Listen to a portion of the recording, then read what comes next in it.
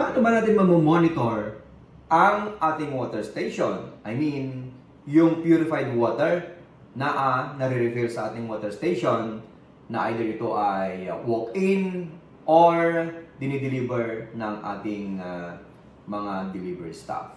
Okay?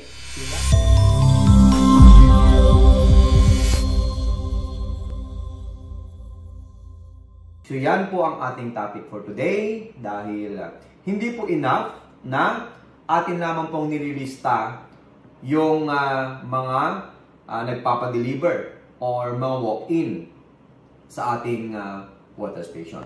Kailangan din po nating ma-counter-check yung mga ating nililista or nililista ng ating mga staff versus dun sa actual na lumalabas doon sa ating mga dispensing faucets. Okay? So, itong nandito sa harapan ko ngayon ay ito ang mga pwede natin gamitin para ma-monitor natin kung ilang containers yung lumalabas sa ating dispensing faucet.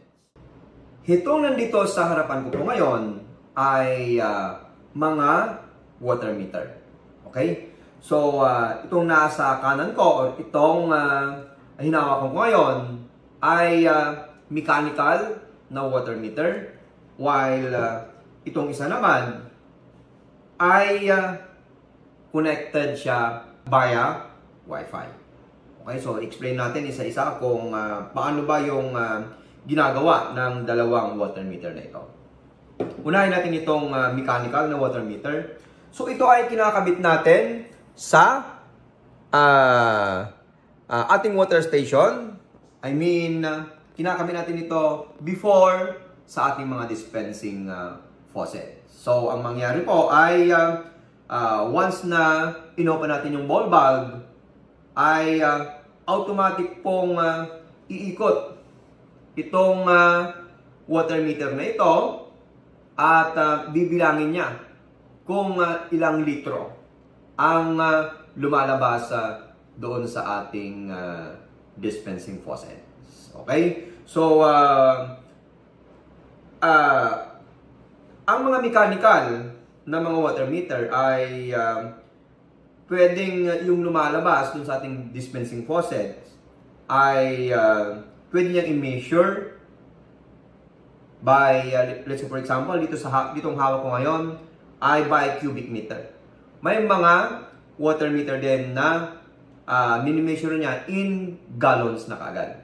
Okay, so maraming variations itong water meter na ito. Pero ang pinaka-importante dito ay mayroon tayong nakakabit na ganito para alam natin yung actual na lumalabas dun sa ating water station. Okay, so itong nandito naman sa kanan ko, sa kaliwa ko, ito yung bagong water meter. Ito ay konektado via Wi-Fi. Okay? So, the same, ito ay kinakabit din po natin before sa ating dispensing faucets. And then, kino-configure po natin ito via Wi-Fi. Ibig sabihin ay once na dumaan na yung tubig dito sa AI water meter na ito, ay binibilang niya o nire-record niya in containers or in gallons yung lumalabas doon sa ating dispensing faucets. At nasisave yung data nito via sa cloud kung tawagin natin. At ito yung kagandahan nitong water meter na ito dahil nasisave daily yung kung ilang containers ang lumalabas dun sa ating dispensing faucets. At itong water meter na ito ay na-view natin kung ilang containers yung lumalabas via dun sa ating cellphone. So, ibig sabihin, kahit wala tayo dun sa ating water station, ay malalaman natin kung ilang containers yung lumalabas sa ating mga dispensing faucets. Okay? So, either itong water meter na ito, na kung tawagin natin ay AI water meter, or itong mechanical, parehas po silang nagme-measure kung ilang containers ang lumalabas dun sa ating water station. Ang advantage lang po ng isa ay nabiview natin na siya online.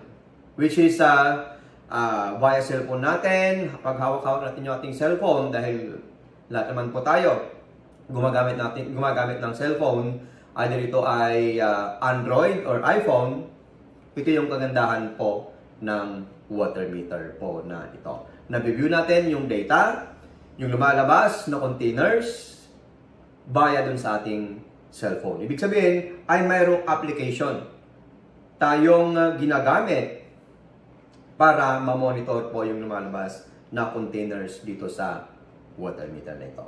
Okay? So, I hope nakapag-provide po ako sa inyo ng idea kung paano natin ma-monitor yung lumalabas na containers na nare-refill sa ating water station. This is Benji Flores po ng BizWater, CEO ng BizWater.